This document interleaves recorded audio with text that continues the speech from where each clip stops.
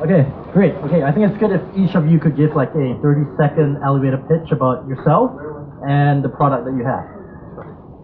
Hi, I'm Nischint Sangvi. I'm the head of exchange of Hybrid Block. So Hybrid Block is basically a crypto ecosystem, which is starting from a person who's never heard about crypto to experienced traders. So we have products from education to base trade, which is a platform where if you just started to trade crypto, you can go onto it, trade with fiat. It's very simple, like a shopping cart. We have Hybrid Exchange, which is going to be a world-class exchange very soon. We have a terminal product coming up, which is, you can say, more for high net worth individuals. And then we have some more stuff that we're trying to do with institutional side. Everything is under development, and we have a beta exchange already ready. And look forward to hearing from everybody. Hi guys, my name is Kenneth Yu. I'm the CEO of Sparrow Exchange. We are the world's first peer-to-peer options platform. We want to offer the users with the simplest way to control risk and provide liquidity to the cryptocurrency markets. Our roots in proprietary trading derivatives, have given us the ability to know exactly what traders need without the complexity. We will offer a fast, safe, and regulated options platform for users to trade.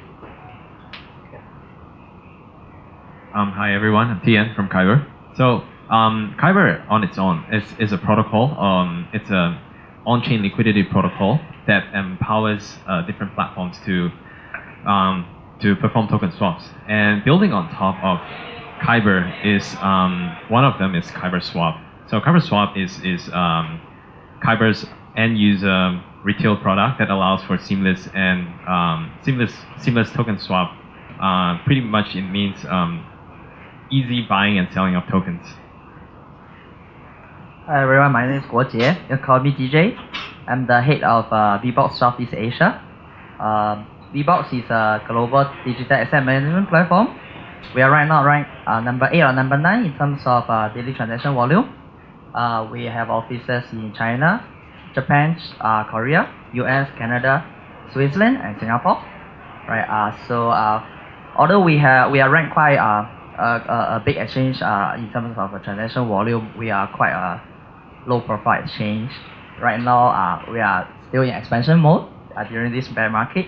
It's time for us to do more marketing branding to introduce to people who we are, what we do, and where we are going to do. Yeah, thank you.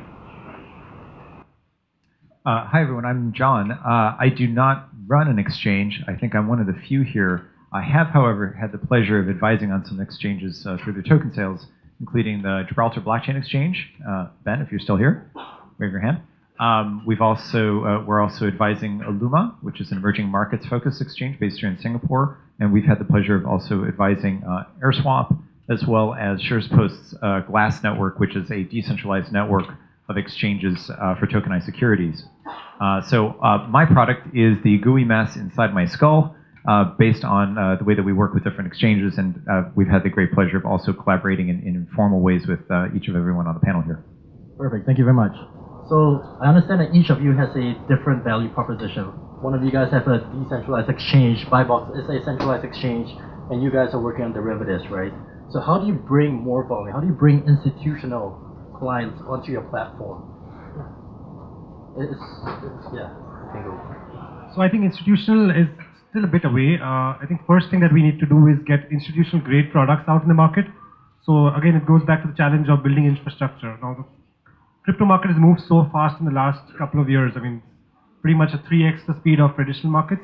So the infrastructure cannot cope up with that kind of speed. So I think we are still about a year or two away from real institutional grade products. At Hybrid, we are trying to build an institutional grade exchange very soon. And I think once that comes in, when you have the supporting products with that custody, all of that, I think that's when you'll really start seeing the institution coming in. I mean, we already start seeing institutions putting some amount of money, but I think it's not like they're jumping guns right now. They're looking, waiting and watching, and hopefully we'll see that soon. I think to top off what he said, for derivatives to kick off, we need institutions to trade with a regulated space. I think regulations are very important. I think on top of that, managed accounts, dedicated help desk as well. Yeah. So two fronts to it, right? Like so for Kyber Swap serves mostly for the end user with a smaller trading volume. But on our platform, if we were to invite like capital from the institutional investors, it would most likely be on the open protocol, because we need that liquidity provision for a lot of these fragmented ecosystems to collaborate together, right? So on that front, we have like the smart contracts and all the on-chain protocols to allow for liquidity to be stored on-chain securely. And of course, like looking at the development and the status of the technology at the moment, we are likely to have to wait for a couple more years before we see that transfer of liquidity from the conventional market to the blockchain ecosystem. So until then, I think we can expect a few more developments on the technology front. Right. I think we have talked about the main reasons like regulatory uncertainties, lack of infrastructure. But I think one of the very single most important reason is that right now it's very difficult for institutions to buy or sell bitcoins or other crypto assets in large volume. Basically, it's very hard for them. I think the reasons, firstly, banks are not facilitating that. Secondly, they are also worried about asset security, asset safety, right? So this has to be solved by technology advancement, I guess. So thirdly, I think a lot of the institutions view crypto asset market as a very small market right now. Even if they allocate a very small amount of their funds into this market, there's not enough size and liquidity in this market to support that, right? They are being a centralized exchange. We are also very often criticized by those institutions that the lack of transparency, right? And because of the low liquidity and the small size is also prone to price manipulation.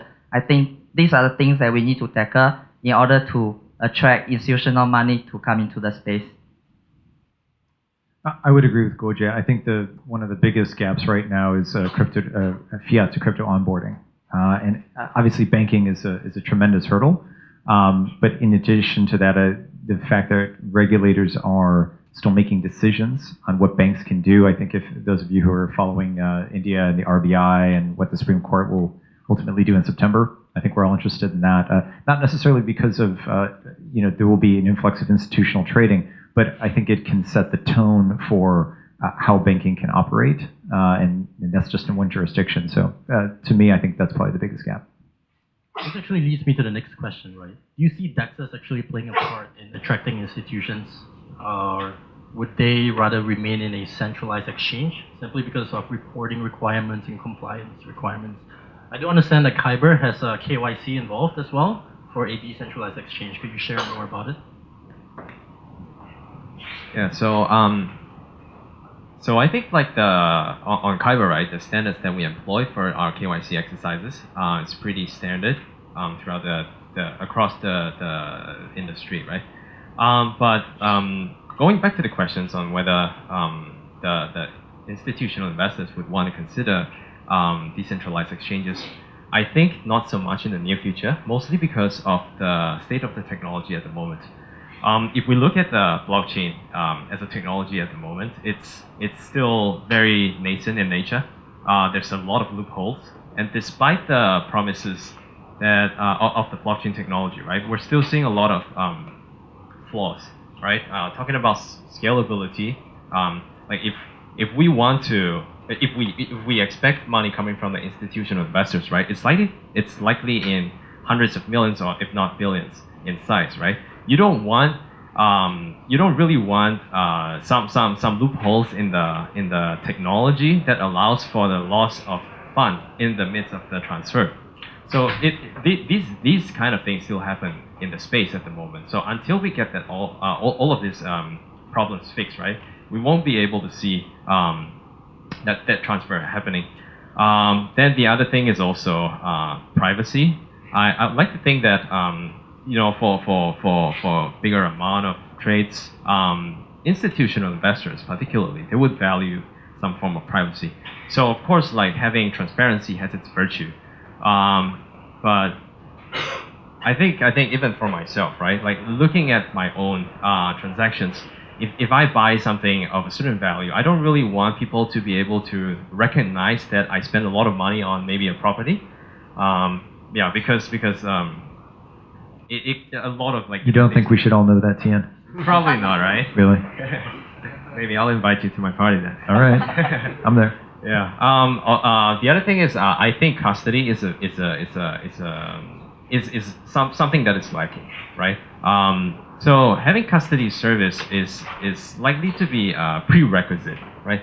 Institutional investors need not necessarily making money or losing money is subsequent, but if the centralized or decentralized exchange cannot even promise that the funds can be guaranteed for its safety, then there's really no need to talk about doing all the different trades on the exchanges, right? So that custody service, I think from the previous panel, like we're still in the process of streamlining certain components. So yeah, these are just some of my views on the institutional money on decentralized exchanges. Great, thank you. So do any of you have any custody solutions for your exchanges, or basically if anyone deposits in your exchange, you're taking that risk? Oh my God. I can't comment much about the solutions that we have, but I mean, we are working with a couple of third-party providers. We have our own solutions as well.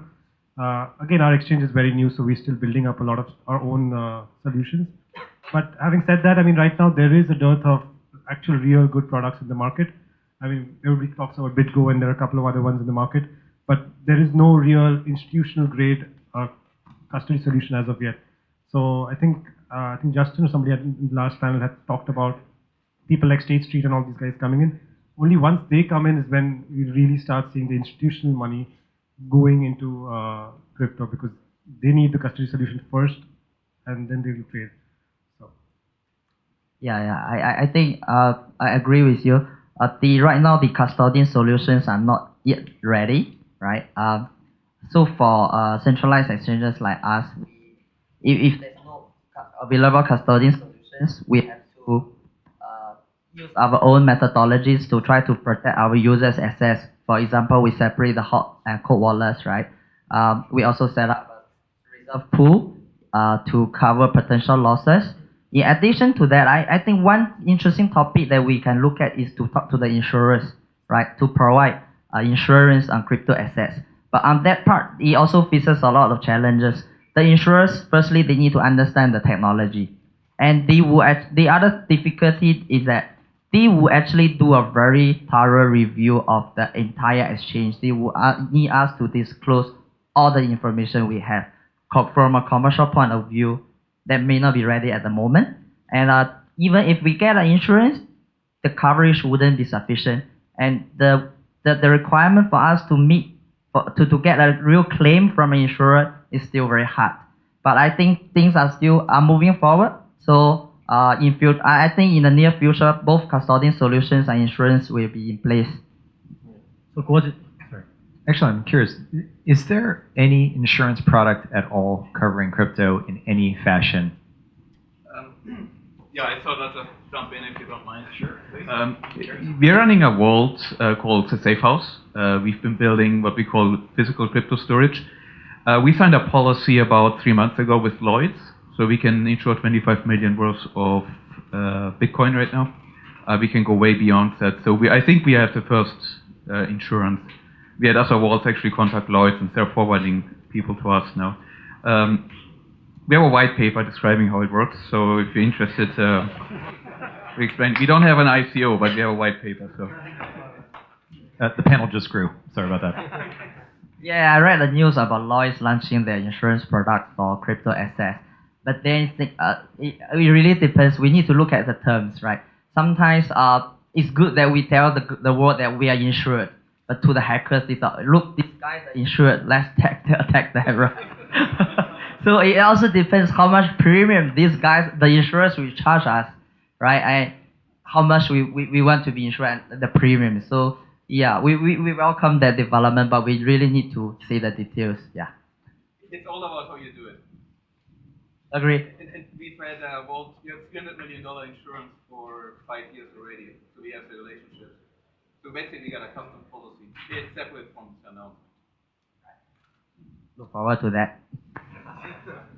Just a little bit about Gregor. He's actually the CEO of Silver Bullion, where we store all our Digix gold with. So we should follow him home tonight. Start with Gregor right now. Yeah. So we have about 5 minutes into this panel discussion. Anyone would like to ask a question?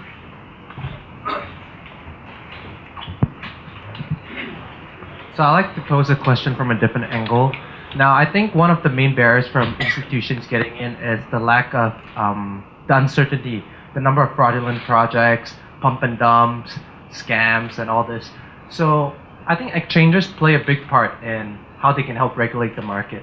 Because for any project who's raising money, they need to list on an exchange if they want to be able to attract investors or to offload. So to what extent do you think exchanges should play a part in introducing, for example, best practices for sharing data and blacklisting addresses from people you know participating in such schemes?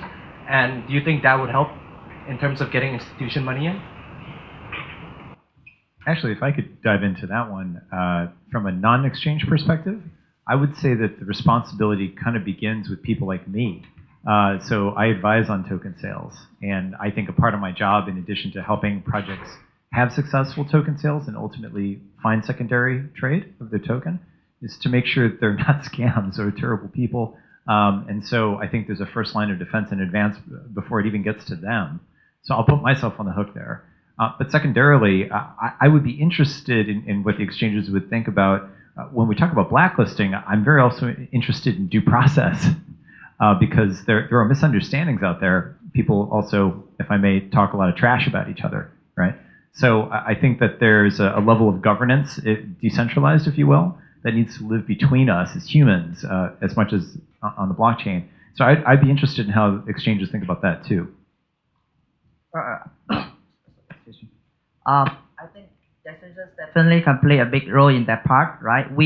There are a lot of things we can do because at the moment exchanges do have a competitive advantage over the project teams. For example, if they are listed on my exchange, I could actually request them to disclose their financial statement from time to time, to submit their progress report from time to time. But how straight we should be doing this to them from a commercial point of view? There are thousands of exchanges out there, right? I think those big exchanges, we should be doing something on that to set a good example, so that institutions, they are more comfortable with the projects that listed on our exchanges. These are the so-called quality projects, right? So yeah, I think these are just some of the basic steps that we can do. Yeah, so I definitely agree that having some kind of standards among all the different exchanges, right, is necessary. It doesn't exist at the moment, but it should exist like in the foreseeable future. So like one of the challenges that we've seen, right, as an exchange or token swap service is that like suppose we want to blacklist an address, right? It doesn't take too much effort for someone else to duplicate and not duplicate, but at least set up a new address, and then because that address on the blockchain does not represent an identity in the real world. So this is this gap between the real world and the blockchain makes things a lot more difficult to govern. It's also one of the reasons why I think regulators are still trying to get their head around on how to regulate the cryptocurrency. Yeah, but I mean, like this is probably one of the issues that I see. If we want to if we want to have some kind of standards, like we have to be able to address this. Yeah, and it has to be a collective effort, not just from the project. It has to be a collective effort from the entire industry. I think with regulation, the listings will not be just about multi-million fees or hype projects. It will be more focused on quality projects and projects that have good compliance, proper due diligence, and yeah. I think your point about exchanges being gatekeepers is great, and I think data sharing is really important. So it shouldn't be that one exchange is blacklisted and then suddenly that token is listed on 5 other exchanges which are new, or because there are thousands of exchanges. So I think once that consolidation within exchanges happen, and then everybody has a certain kind of a self-regulation, or if regulators actually enforce that regulation, is when that can really come in.